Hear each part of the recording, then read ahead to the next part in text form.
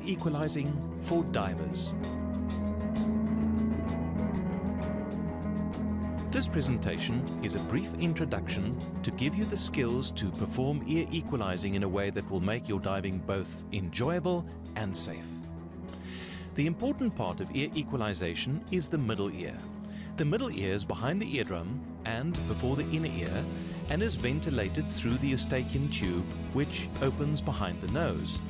This semi-closed opening is vulnerable to pressure changes, and that's the fullness you experience in a plane and certainly while diving.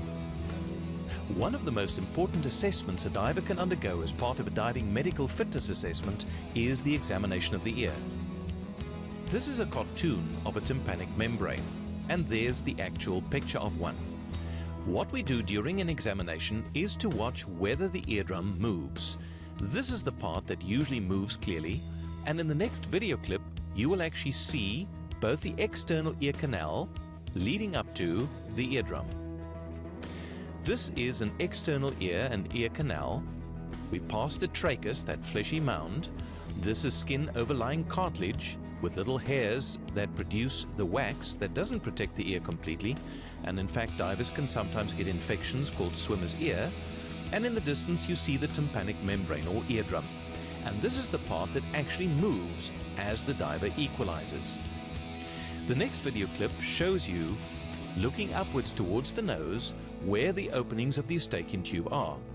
In the middle of this image you see a pyramid-like structure, which is the nasal septum, dividing the nose into two passages, and on both sides you see a fleshy mound with an opening in the middle, which is the opening of the Eustachian tube.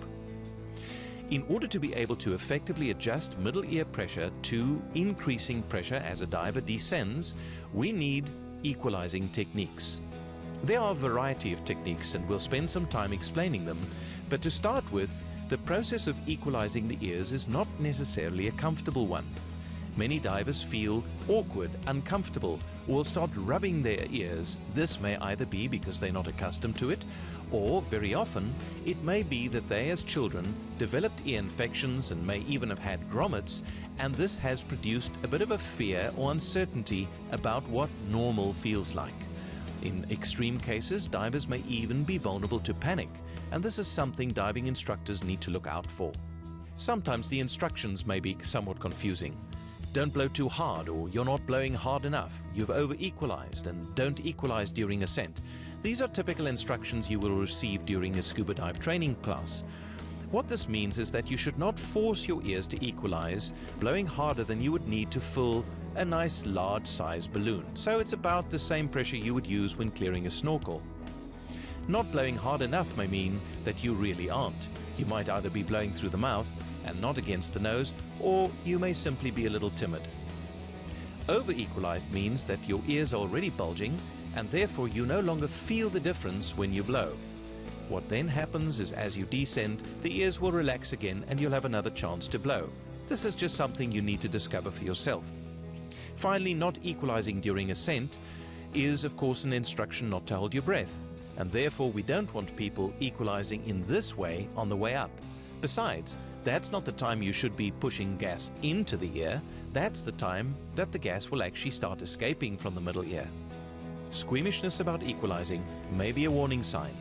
Many divers vulnerable to anxiety or even panic may present with squeamishness about the ears. Having said that, make absolutely sure you can equalize in order to dive and dive safely. We're now going to look at different ear equalizing techniques. There is simple yawning and swallowing, which is how we equalize from day to day, but is not necessarily practical when diving. Then there's voluntary opening of the Eustachian tube, which some divers, about 10%, learn to do. The Valsalva technique is the simplest to teach, which is pinching and blowing. The Toynbee technique, which is pinching the nose and swallowing. The Frenzel technique, which is pushing the tongue at the back of the throat to actually force air into the Eustachian tube. And twitching. Let's look at these in turn. This is what happens when you swallow. The soft palate pulls upwards, and in the process it actually opens the Eustachian tubes. You may want to try that now. Just pinch your nose and swallow, and you may notice a change in your ears. We'll explore this again when we look at the Toynbee technique in a moment. Voluntary equalizing by opening the eustachian tubes is something that some divers discover. It's a bit like the way you would yawn in polite company. In other words, it's sort of a strangled yawn, if you'd call it that, and you notice that there's a clicking in the eustachian tubes as the muscles orientate themselves and literally open the tube. If you can get to do this, great, but many divers don't, so don't worry. This is the technique that your diving instructor has probably taught you or will be teaching you. Notice how the video clip shows the eardrum bulging in response to the person equalizing. This particular technique can sometimes be done too forcefully or for a too long period of time, so you don't want to do it for more than about 5 seconds.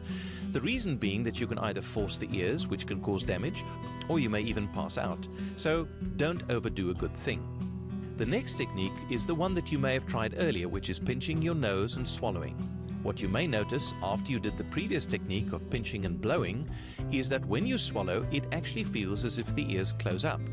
That's because this technique initially opens the eustachian tube and then milks it empty, actually showing that your eustachian tube works in both directions, allowing air in and allowing air out. The next technique is one that's worth mastering if you can. Basically what happens, as illustrated here, is you deliberately push your tongue against the soft part of the palate and in the process reduce the volume of the nasopharynx, so that's the volume behind the nose, so that it pressurizes and literally injects air into the eustachian tube openings. It's a bit like saying or k in the back of the throat. Something you could even try to show that you're getting this technique right is filling your mouth with water, and believe it or not, you will find that you can actually equalize by pinching the nose and using the Frenzel technique with a mouthful of water without drowning and without needing to blow from your chest. Try it. It's worth discovering. Many people who struggle to Valsalva do very well with the Frenzel technique. Experiment and try it out. It's something you will do most when you dive. The next technique is really just a fun way to discover your ears, and basically you pinch the nose, blow gently, not to the point of equalizing, but then just before they would pop, you turn the head to the side. What that does is it stretches the eustachian tube and literally allows gas to escape into it. Now, if equalizing doesn't work the way it should, there's some tricks you can try. I've used the mnemonic "Help Me" to make it easier to remember. Head tilting, Edmonds, Lowry, polarizeration or OAT events, medical assessment, and ENT visits. So let's have a look. Head tilting is useful when you find, as at least half of divers do, that the one ear is easier to equalize than the other. So here's what happens. When you stretch the neck, it actually pulls down on the oropharyngeal structures, that's the space behind the tongue, and it makes it easier to equalize the ear that is, if you like, pointing upwards. Now, this has got nothing to do with daylight or buoyancy. It's literally just the effect of stretching the eustachian tube. So, why not try it? Tilt your head, remember to stretch the muscles in the neck, and let the ear that is a little bit slower than the other, if you have that, point upwards. Then, using any technique you like, try to equalize. You should find the ear pointing upward now equalizes first, or at least faster than it used to. The next technique is very, very powerful, and it involves jutting your jaw forward, something you can do even with a regulator in the mouth. What that does is it tenses the jaw muscles involved with opening the jaw, and in the process opens part of the eustachian tube. It makes equalizing easier. Try it. It really is worth doing. And then if you'd really like to just feel your eustachian tubes open, try Christopher Lowry's technique. It involves pinching your nose, blowing gently, and swallowing at the same time. You may need to take a glass of water to make it easier. Now, for divers that struggle to equalize, rather than consider medication long term, this is a device that is available and is basically a balloon and a nozzle. Many divers find ways to improvise this technique, but essentially what is involved is inflating the balloon through the nose, and in the process both equalizing the middle ear, because the amount of pressure involved in inflating the balloon will open the eustachian tube, but also, as the balloon deflates, swallowing intermittently so that it exercises the eustachian tube. In my experience, I've found that divers that use this device, maybe 2 to 3 times a day for a week, find that their ears are easy to equalize and they no longer need the medication that they may have used in the past, like Sudafed or pseudoephedrine. Speaking of pseudoephedrine, we don't recommend pseudoephedrine for divers that are completely unable to equalize or have chronic or even persistent ear equalizing problems. The same is true for topical decongestants. If you find that you need to use these to dive or equalize, it may be that you just need better instruction or perhaps even an ENT intervention to make it easier. So, rather than taking pills all the time, why not see a diving doctor or call Dan? Remember, if you do use a topical decongestant, this is the area you're aiming for. So the best is actually to lie with the head tilted back, nostrils towards the ceiling, and put 2 to maybe 5 drops per nostril, allowing about 1 to 3 minutes for the decongestion to work. We do think it's a good idea if you're a little bit concerned about diving and equalizing in the beginning, but most divers don't need this long term. In any case, you shouldn't use it continuously for more than 3 to 5 days at any time. Please remember, never force your ears. Diving deeper is not going to make it easier. Rather ascend safely, try again, but if it doesn't work, abort the dive. You can rather return another day without damaging your ears. In closing, I'm going to give you 10 tips that should help you make the most of your ears while diving. Firstly, and very simply, just blow your nose before going diving. We all accumulate some mucus, especially in dry climates, and you don't need to work through that debris to get your ears to clear, so just blow your nose. Secondly, confirm that you're able to clear before everything around the diving activity distracts you. In other words, before you have to deal with your BC or jumping into the pool or dealing with your equipment, just check that you can equalize. Thirdly, if you need to, use that topical spray before the first dive. It may just take the jitters out of the experience. Fourthly, remember to equalize regularly while descending. Don't wait for your ears to become uncomfortable. Equalize in advance. Then, you need to confirm that your ears are clearing before you go deeper.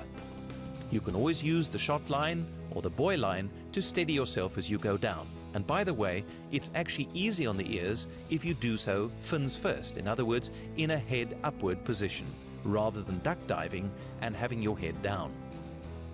Practice with an otavent if you can get hold of one, especially if you struggle with your ears from time to time. Ensure that you, or your students if you're an instructor, do not equalize on ascent. In other words, we don't want divers to equalize by pinching the nose and blowing when they are in the process of returning to the surface, because that would be breath holding. The gas in the middle ear escapes naturally, and you shouldn't have difficulties with this. If there's a problem, like you might have with a reverse block, then just return to the surface more slowly. Take your time, especially during the shallow parts of the dive where the greatest pressure volume changes occur. Check your ears after diving, making sure that they clear easily. And in fact, we recommend that you do that for 2 hours after every dive. The reason for this is we find that after a dive, the middle ear is somewhat irritated and therefore prone to actually absorb the oxygen more quickly and cause the tympanic membrane to actually draw inwards. That may make it more difficult on the next dive. So basically what we're saying is make sure your ears remain clear after a dive. And lastly, if you can't clear, call Dan or see a diving doctor or ENT to help you. For most divers, we find solutions. Thank you for listening to this. We hope it'll add to your diving joy and experience and certainly make it safer. And by the way, why not join Dan? Ask your instructor about it.